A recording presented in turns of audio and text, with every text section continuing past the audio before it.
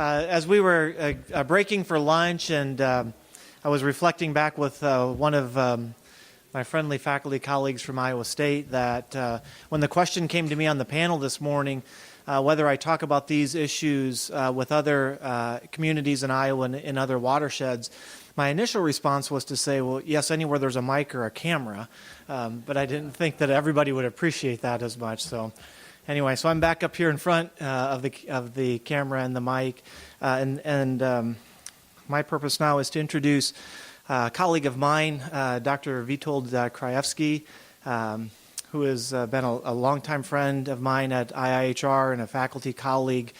I want to give you just a little bit of background about VTech, and then he'll introduce Professor Cutter, who is our keynote luncheon speaker. And so VTech has been inspirational. He is the founder of the Iowa Flood Center and the current director of the Iowa Flood Center. He has served the state in that capacity and the university in that capacity over the past 5 years, and works with a sense of urgency. And I truly say that the state of Iowa is getting a tremendous value from the Iowa Flood Center solely because of VTech's leadership there, the vision that he has. We've talked about developing technology to help in flooding in Iowa, and in all cases, VTech is stretching that vision far beyond what most of us think is possible today.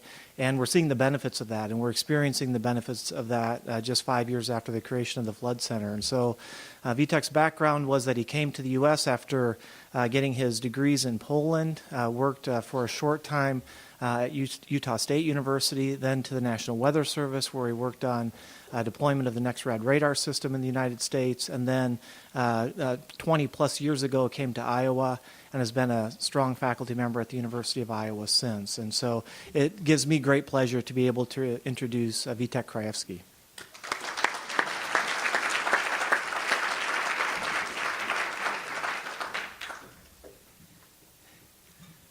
Hello.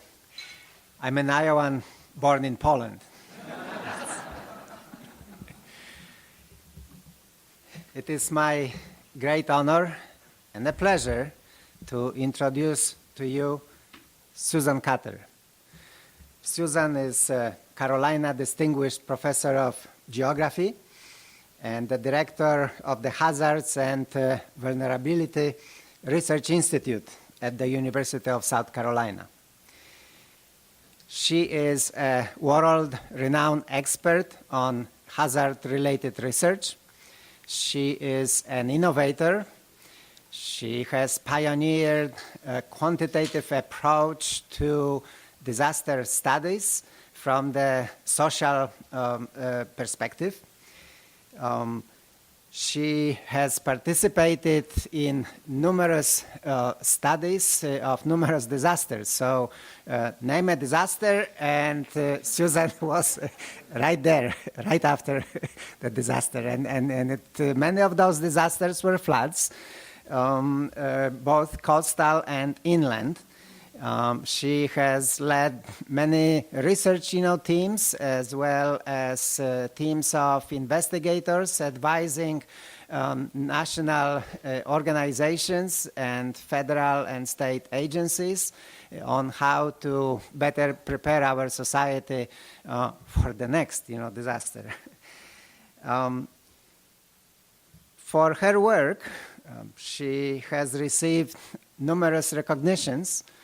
The full list is very long, and I will only mention, a few.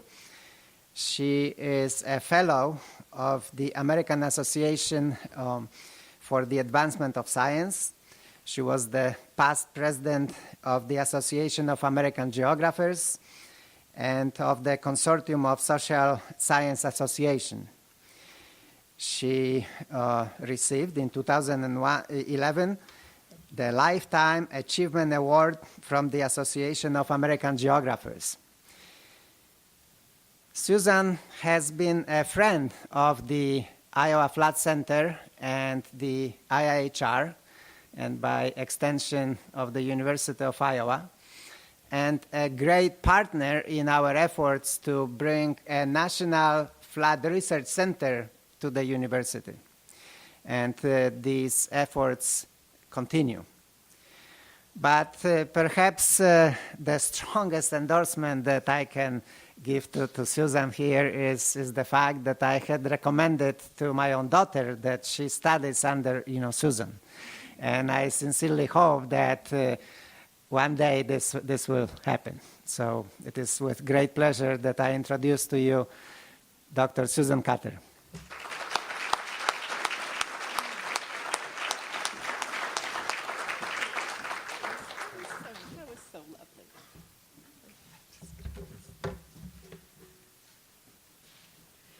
It's nice to be back. I think I'm becoming an adopted Iowan. This is my 5th trip to this region in 4 years, maybe. So it's really exciting to be here and to talk to you, particularly at this conference, because I was also had the privilege of talking at the first conference. I guess it was in 2009. And that experience led us, as part of the National Research Council study that I will talk to you about, to put Cedar Rapids and Iowa City on our list of must places to bring the committee to hear from the community about their experiences with disasters. Let's see if I can work this. Here we go. We're in a very interesting situation in the nation at this particular juncture. And we know that the number of federal disaster declarations is increasing. We know losses are escalating. We know that many more citizens are moving into hazardous areas. At the same time, we're recognizing that in reality, no one is really immune from hazards or disasters. And all of this is taking place at a time where communities are really constrained. They're constrained in their resources, and they're having to make very difficult choices about what they need to do to improve their resilience of their communities, not only from a disaster perspective, but from a public safety perspective, from an environmental perspective, from a social perspective, and so forth. At the same time that all of this has been going on in the past few years, we see a crazy landscape of roles and responsibilities for disaster management. And I intentionally made this very messy because the federal responsibility, state responsibility, and local responsibility for disasters is messy. And what you have at the federal level are 14 different cabinet-level agencies that are involved in one way or another in this thing that we're calling disaster resilience. You have state level engagement. We have 50 states. They're all independent with different kinds of agencies. That filters down to the local. And throughout that, you have a variety of laws, regulations, infrastructure, data, lack of data, that are all feeding into this kind of system of how do we think about, how do we govern, how do we respond to hazards and disasters. And simultaneously, you have infrastructure, much of which in this country, about 90% of the infrastructure in this country is privately owned. And so they have to be a player. You have non-governmental organizations, faith-based organizations. And last, and perhaps more significantly, you have individuals and households who are risk managers. And they manage their risks for their households. And so all of this is taking place in this very, very complicated landscape. And so what this led to was the federal government looking around and saying, we think this idea of resilience is important. We want to understand how we can make the nation more resilient to hazards and disasters. We have to do something to reverse this escalating losses and escalating impact. And so these federal agencies that are listed here came to the national academies, 9 of them, which is pretty unheard of for a national academy study, and they said, we want you to do a study on how we as a federal government and as a nation can enhance the nation's resilience to hazards and disasters. The study began in September of 2010. It was a 2-year study, and believe me, we needed every bit of that 2 years to do our work. The report was released in August of 2012, and I'll have a little bit to say about that. And then we had a public launch in November, and we actually have an extra year that we're doing a lot of outreach. As part of that report, and I had the privilege to chair the committee, is we went outside of Washington, D.C., and that was important to me as chair of the committee, that we get outside the Beltway so that people on the committee could see where the innovations were occurring. And we ended up in 3 sites because we only had money for 3 sites. So the first one that we went to was New Orleans and the Gulf Coast of Mississippi. The second site visit was to Cedar Rapids, Iowa City. And the third was to Southern California, which had a very different kind of mix of hazards and experience. Our task was to define this thing called resilience and to try and frame some of the policy issues around that, to provide baselines for how we might go about measuring resilience, to describe the state of knowledge and where some of the gaps were in our information or data, and also to identify some of the obstacles that were faced in order to increase resilience, and then to offer some conclusions and recommendations. As these things go, you end up putting a bunch of people in a room and you say, here, go do this. And so I was fortunate enough to have what I think is an outstanding team of colleagues who were engaged in this adventure with me. And these are people who are members of the National Academy of Sciences, who are members of the National Academy of Engineering, like Jerry Galloway, who many of you may know, and who are members of the Institute, the National Institute of Medicine. And they're listed here. And this report would not have been done without their significantly hard work. I should mention to you, for those of you that are not familiar with the National Academies and the National Academy reports, all of the people who work on them, with the exception of the staff, are volunteers. We do not get paid for doing this. This is a commitment that we make to the nation to use the best science and brain power and people that we have to study the problems that the federal agencies come to the Academy to study. So these people gave a lot of their time and energy to support this effort.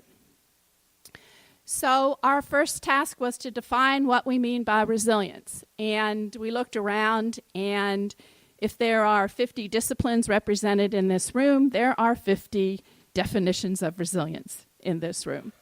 And so what we did was to take an intentionally very broad definition of resilience that most of the specified or specific definitions can fit in under this umbrella. And we view resilience as the ability to prepare and plan for, absorb, recover from, or more successfully adapt to not only actual events, but potential future adverse events. And this allows us to look a little bit more into the future.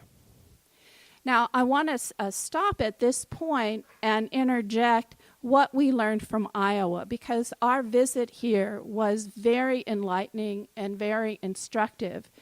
And what we learned from the community here and the people we spoke to over a 2-day visit, both in Cedar Rapids and Iowa City, really helped frame the report that we ended up producing. The first thing we learned is the value of an all-hazards approach in managing preparedness, response, and mitigation. And we heard wonderful stories about the cooperation, particularly within Cedar Rapids, cooperation that was based on the drills from the nuclear facility. And that helped people know each other. They knew what to do for the nuclear event, and they simply translated those working relationships to the flood event. You don't have that in all communities. And that was a very important thing that we learned here from Iowa. We also learned, and I think you've heard it all morning, about the significance and the importance of local capacity. Unlike New Orleans and unlike coastal Mississippi, the capacity in Cedar Rapids and Iowa City was extraordinary in its ability to prepare, plan for, and respond to the 2008 floods. We also learned and relearned the value of keeping the memory alive. And we saw that both by visiting the old Czech and Slovak Museum and also the African American Museum and the high watermarks that you see around town. And all of this is keeping the social memory alive of the floods. And that was an important lesson that we learned here. We learned, again, about the value of the active engagement of members of the community, and we heard a lot about that this morning already. And then finally, and I think unlike, again, what we saw in Southern California and also along the Mississippi coast in New Orleans, is the significance of adaptive behavior and creative problem solving. And you didn't wait around for the federal government to come in. You just picked it up, you put your boots on, and you went to work. And that isn't always the case that you see in communities. And this was a very important lesson and insight that we gathered from our visit here in Iowa. So the question is, what do we need to do as a nation to enhance our resilience?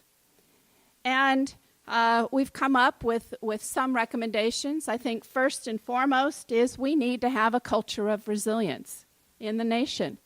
We used to have one back before the Second World War and during the Second World War, but we seem to have lost that kind of culture. And so what we think is necessary is to regain that spirit, that American spirit of this culture of resilience, and to have some national leadership and a full commitment of the federal government. Many of our recommendations are aimed at the federal level simply because they are the sponsors of the report, and that's what they asked us to look at.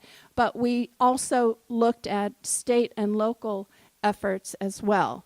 So building a culture of resilience. And so how do you do that? Well, we think it has to start at the grassroots level. You build resilience from the community base upward.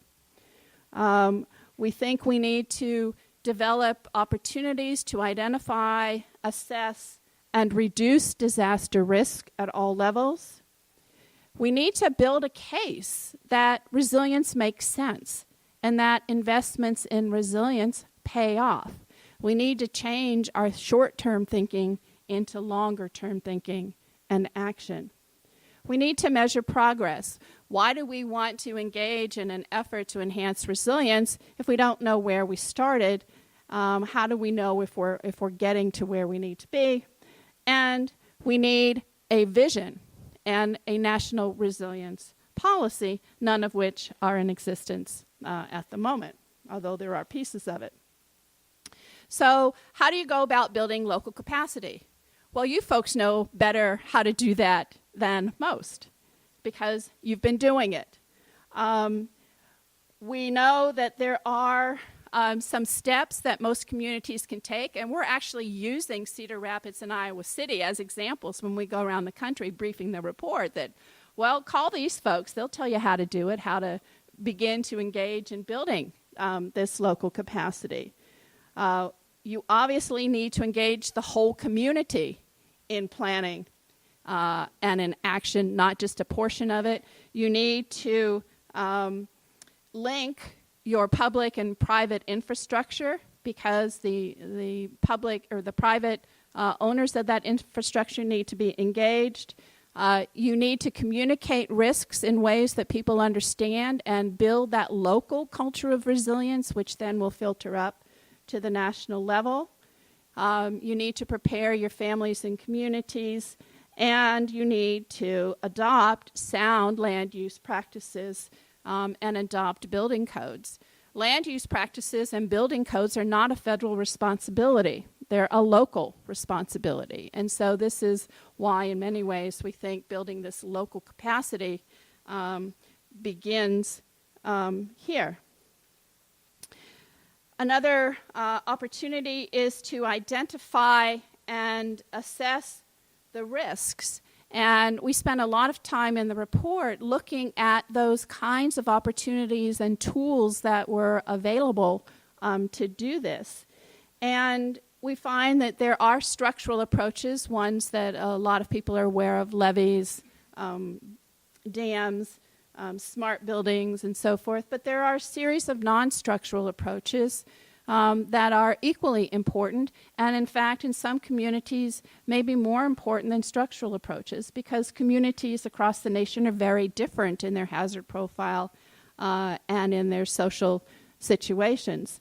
And so one of the things that has to be remembered is that a one-size-fits-all strategy is not going to work everywhere because we are so different. So what you need are a number of things in your toolbox, and you need to develop complementary strategies that tackle various parts of the problem and to use these tools in a complementary way. And so this was one of the recommendations. We need to demonstrate and make the investment case. If you can't demonstrate economically that resilience makes sense, you're not going to go very far. And so what we need to do and what has not been done is a lot of the assets in a community are not monetized. And so we need to think, when we're thinking about the community, what is the value of this museum to the community? And that should be included when we talk about investments in resilience. What is the value of historic properties to the community? What is the value of open space? These are many of the things that are not as easily quantified as others. We need to demonstrate generally economically that these investments make sense, but we also need to know the pattern of our disaster losses. Where are these disaster losses occurring? How often are they occurring? How much money is being paid out? And this one is particularly of an interest to mine because, you know, as a nation, we don't know how much disasters cost us on an annual basis. We have no idea. There is no national database of hazard events and losses in the United States. I have one, but I'm not the federal government, and sometimes I'll share, and sometimes I won't, because I think it's a federal responsibility. Honestly, we do not know how much floods cost the nation on an annual basis. There is no flood loss database. We need to have one, because how else are communities going to know what their pattern of loss is and how that's changed over time? So one of the ideas is that there are some existing loss databases. The National Climatic Data Center has a database on weather-related events, but it doesn't include anything related to geophysical. The USGS has some geophysical data on earthquakes, for example, but they don't do a real good job on the dollar losses. And so these databases are not really talking to one another. They're not being synthesized in a way that's necessary. So we need improvements in our measurement and in our accuracy and consistency across these databases so that I become happy to share the database that I have on hazard event and losses for the U.S. We also need to measure progress as we engage in efforts to enhance resilience. And often we begin these programs without having a baseline. So how do we know where we started? And as we're going through and developing enhancements, how do we know when we get to time 2 that it's really made a difference? We embarked on the National Flood Insurance Policy without having a baseline against which to measure the effectiveness of that policy. And so one of the recommendations is we need a consistent basis for measuring resilience, and that we know that there are some critical dimensions of resilience related to the ability of the critical infrastructure to rebound and perform. We know that social factors are incredibly important, and these social factors can enhance or retard the community's ability to recover. We know that we need something about the level of performance of buildings as part of this, and whether or not communities have adopted and enforced building codes, and that we need some kind of metric that allows us to capture the special needs populations of many communities. The development of the vision and the policy needs to be done probably at the federal level. We know that strong governance is a key to all of this. And we know that these national policies need to take the long-term view, not the short-term expediency. And this is a very difficult concept to get across, particularly to elected officials whose time horizons are the next election. So for Congress people, their time horizon is 2 years. For senators, their time horizon is 6. For the president, it's 4. And for many of these things that we're talking about, developing a resilience policy, these are long-term kinds of efforts. We know that there are gaps and duplications in existing federal programs, and these gaps result from the authorizing legislation for many of the agencies and programs, but more often than not, it's because of a lack of effective cooperation between the agencies. And what this results in is that FEMA has its view of a resilient nation, and HUD has its view of a resilient nation, and Department of Interior has its view of a resilient nation, and they aren't necessarily the same. And this is what made it so extraordinary that all of these agencies came to the table, to the Academy, and said, okay, you figure it out and you tell us what to do, which was kind of interesting. So the recommendations that we've come up with are summarized in this volume, which I think is on most of the tables, and you're welcome to take that home with you, look at it. Let us know what you think about it. First and foremost, though, we think that it should be a federal responsibility to support the creation and the maintenance of community-based resilient coalitions. And what this means is there should be federal resources, money, to support these coalitions that may spring up voluntarily within communities, but really rely on the leadership and the initiative of a few. And if we can somehow institutionalize these through some resources, that would go a long way. We think the community needs to commit to and invest in risk management strategies to draw down their risk. so that what's left is a small residual risk that they need to manage, not the whole risk that they're exposed to. We need this national disaster database. We need some kind of a scorecard so that we can measure progress. And we came up with a scorecard idea because we think people inherently understand report cards. And because of the ASCE has their infrastructure report card, which the nation always gets a D. So we thought, okay, well, we can do one too, and hopefully we'll start out with a C. I don't know. We also challenged the federal agencies to adopt resilience as really a guiding principle in everything that they do. Because resilience transcends just disasters. You could talk about developing the economic resilience of the nation, the social resilience of the nation. And we also challenge the federal agencies that they should ensure that they're promoting and coordinating resilience in all of the programs and activities that they are engaged in.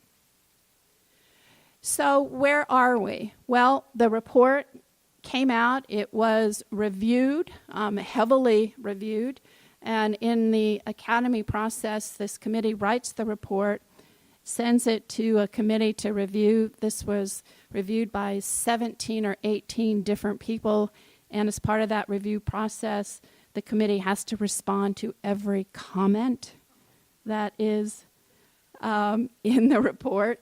And I think we had something like 1,000 comments that we had to write written responses to. And surprisingly, there were very few negative comments about the report. People were actually quite praiseworthy, which shocked us because we were expecting to take some hits in terms of the report. So we held a big rollout event in November. This was a conference on disaster resilience in America, and it was fortuitous in that it happened a couple of weeks after Superstorm Sandy, so there was a lot of attention on this, as you might expect.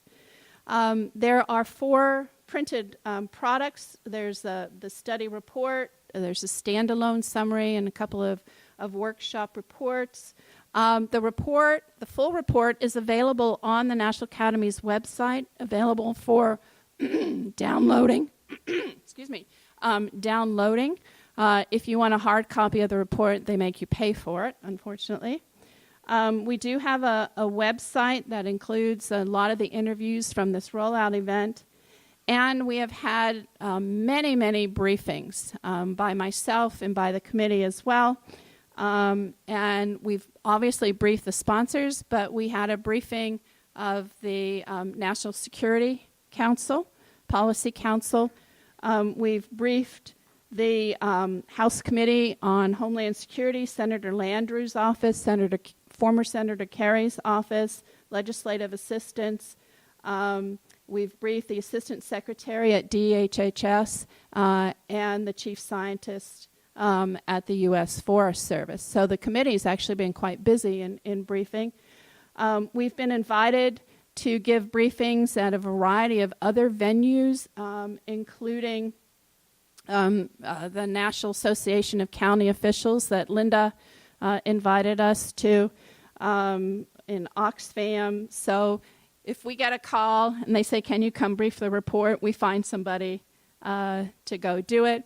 And most recently, we had a briefing in Washington, D.C. in the late fall with NATO and NATO officials, and then we had a follow-up briefing a couple of weeks ago in Berlin with German officials who are really interested in this idea of resilience. So briefings are one thing. So the question is, well, what are the next steps? How are we going to push this agenda? And what we're focusing on are what we call the 4 pillars. That is, the need to measure resilience in communities, building these community coalitions and finding the opportunities and the resources to assist in that, to manage and communicate risk, and to share information and data about resilience and how you build it. We have some opportunities for different kinds of follow-ups. We're trying to figure out what makes the most sense with the limited resources that we have, but we are moving forward. We have, however, opportunities to make the point, and these opportunities are in the form of disasters. And so when the disaster hits, we like to reinforce this message among the media and anyone who will listen. And so the opportunities to enhance resilience can take place as communities are recovering from disasters, like you see in the top photograph here, which is Ortley Beach in New Jersey in the aftermath of Hurricane Sandy. That picture was taken 6 months after the hurricane struck, and there's been not a lot of clearing going on there at the moment, particularly in the hardest hit areas. So some of the opportunities are you can use disasters as learning moments. You can use your current flood situation as a learning moment, and you can reinforce some of those resilience principles that are embodied in your plan and get people's attention because they're now focused on the flood instead of other things. We can build the local capacity. We can improve the identification of risks. We can measure progress. And more importantly, we can think more holistically about hazards. One of the things that struck me with the Moore, Oklahoma tornado was how decisions were made after 1999 to not retrofit existing schools with safe rooms for children. And you wonder now, in that particular instance, you know, if the local officials in the community had a do-over, would they do the right thing? And this is one way that you can say, well, let's not have this happen again. Let's take the time to retrofit. Yes, it may come at a cost, but what is the cost of a child's life? And to make that argument in a very hard-hitting, forceful way. If we take these steps, we think that we can build a nation that has enhanced its resilience. And we speculated on what a resilient nation would look like in 2030. And for us, a resilient nation is that individuals and communities are the first line of defense. That there is national leadership in resilience at all levels, in the federal agencies, in Congress. We don't have to sell the culture of resilience. It's there. That there are community-led resilience efforts all over the nation with state investment, with regional investment, and federal investment. That site-specific information like IFAS is readily available across the nation. That it is transparent how those data were collected, and that it is effectively communicated. That is, it's communicated in a way that people understand. We also think in 2030 that a resilient nation has strong building codes and that these building codes are enforced. And this is a problem in many communities, that they have building codes on the books, but they aren't necessarily enforced. And we've seen this in many, many places, particularly in coastal areas like in Florida, where they do have very specific building codes for how close you nail the shingles to the roof, and they don't do that, and so the roofs start to lift off, etc. We think that a significant portion of the post-disaster recovery should be funded by private investment, private capital, and insurance payouts.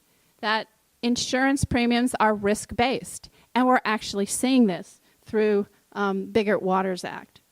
That the community coalitions, and again, we're thinking that these community coalitions are kind of key to the big puzzle, have contingency plans to assist in providing services and support to these most vulnerable in our communities, because they are the ones who understand where the most vulnerable populations are, who they are, and what their needs are, not the federal agencies, not the FEMA region, sometimes not even the state.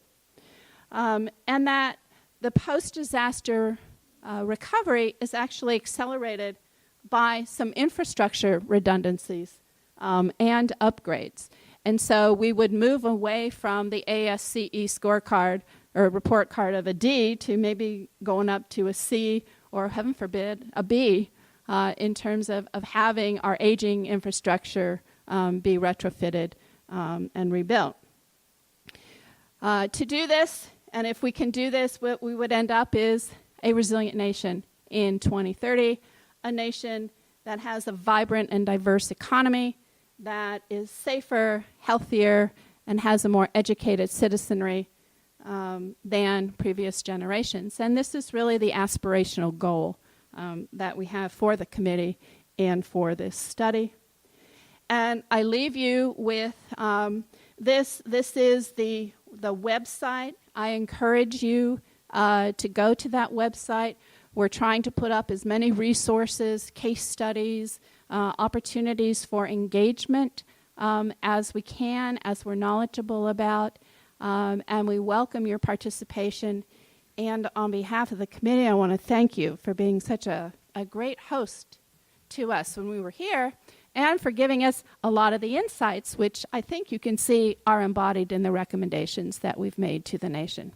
Thank you.